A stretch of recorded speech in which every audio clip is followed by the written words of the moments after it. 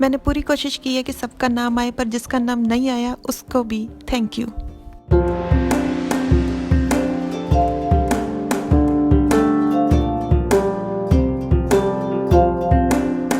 पिछले पार्ट में हमने देखा कि मुहान सबके साथ बैठकर केंद्रीय तंबू में शराब पी रहा था।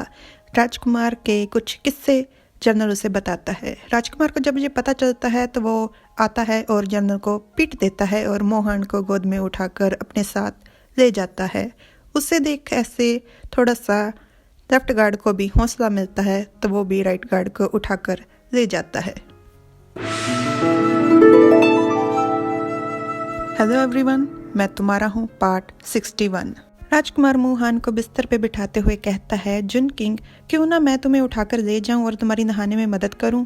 तो मुहान थोड़ा मुंह पर कर कहता है, मैं खुद से नहा लूंगा, और अपने कपड़े उतारने शुरू कर देता है। मोहन को ऐसे उलझा हुआ देख राजकुमार मन में खुश होते हुए कहता है कि जुन किंग सच में बहुत नशे में है, और उसके पास आकर धीरे से कहता है, मैं तुम्हारी मदद करता हूँ।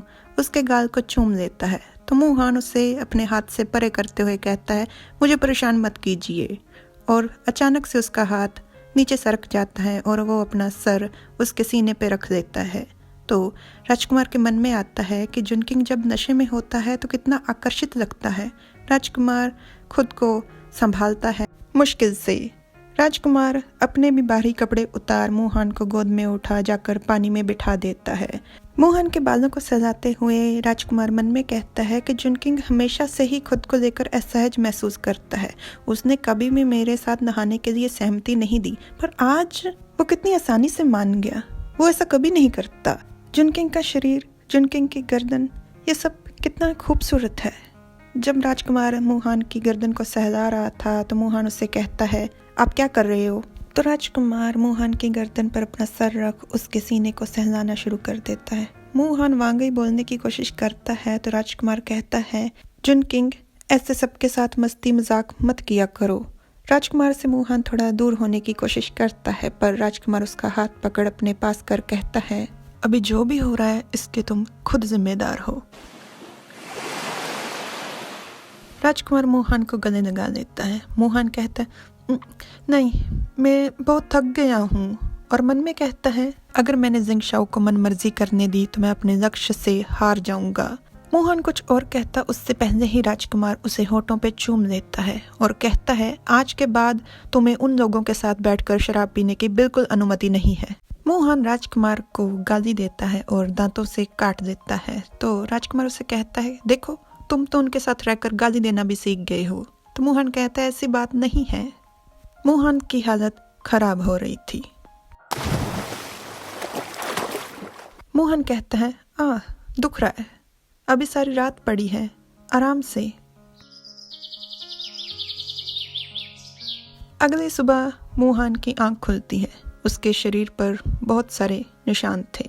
मोहन मन में कहता है, ये तो बहुत सुबह सुबह ही भाग गया।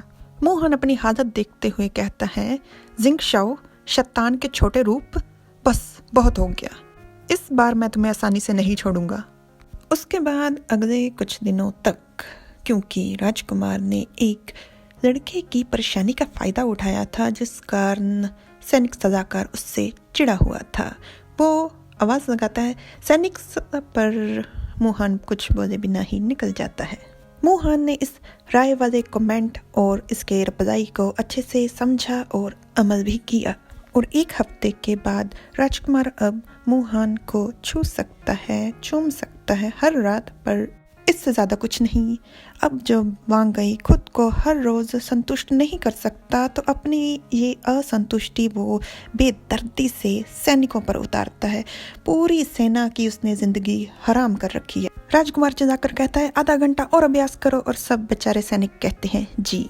बहुत सारे दिन गुजरने के बाद भी राज दरबार से कोई खबर नहीं आई थी। एक हफ्ते के बाद राजा राजसी मंत्री के सहायक शाओजुआन को हुक्म देता है यहाँ राजकुमार की सेना के पास जाने का और उसकी सेना के बही खाते का सारा हिसाब किताब देखने का, उसकी जांच करने का। अचानक से राज दरबार में अशांति फैल गई थी, क्योंकि बहुत सारे सचिवों ने इल्जाम लगाया था कि राजसी मंत्री और उसके कुछ सहायक भ्रष्ट हैं। ये बात सुन राजा बहुत गुस्से में आ जाता है। वो आदेश देता है जांच का। जितनी ज़्यादा जांच होती थी उतना ज़्यादा राजा और गुस्से में आता था और सबको उससे डर लगता था। सिर्फ वांगई की निजी सेना नहीं थी, और भी इस इलाके में सैनिक टुकड़ियां मौजूद थी जिसमें धोखाधड़ी और मिलीभगत के मामले सामने आ रहे थे। तो राजा ऐलान करता है कि सभी गिरफ्तार कर उन पर मुकदमे चलाए जाएं। राजकुमार शाहजवान को वहां देख खुशी से कहता है, हान जी तुम यहाँ। राजकुमार शाहजवान को शराब और खाने पर मिलता है उसके स्वागत की खुशी में। उसकी पीठ को थपथपाते हुए, जो उससे शाहजवान से बिल्कुल हमेशा की तरह बर्दाश्त नहीं हो रहा था, पर फिर भी उसकी पीठ को थपथपाते हुए कहता है, शुक्रिया भाई शाह, ये बस आपकी ही प्रतिष्ठा और मेहनत है जो आपने इन सब का पर्दाफाश कर दिया। तो शाहजवान मुश्किल से ही पर बोलता है, ये सब तो वांगई आपके अधिकार क्षेत्र में हुआ है। ये सब हो पाया क्योंकि आपने सही समय पर सही कदम उठाए। राजकुमार पूछता है, भाई शाह, लेखा विभाग के लोग और मंत्री तो आपके यहाँ आने का सख्त विरोध कर रहे थे, तो आप यहाँ कैसे? तो शाहजवान थोड़ा सा हंसते हुए, थोड़ा शर्माते हुए कहता है कि सच बात ये है कि मैं इस मौके का फायदा उठा आप दोनों से मिलना चाहता था, इसलिए मैंने खुद ही ये मौका और काम हथिया लिया।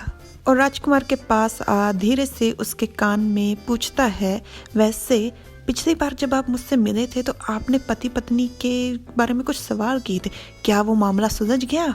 वैसे शाहजवान, हम सब भी ये बात अच्छे से जानते हैं कि आपने ये मौका इन दोनों से मुलाकात करने के लिए नहीं, बल्कि अपनी पति जैसे पत्नी से भागने के लिए हथियाया है।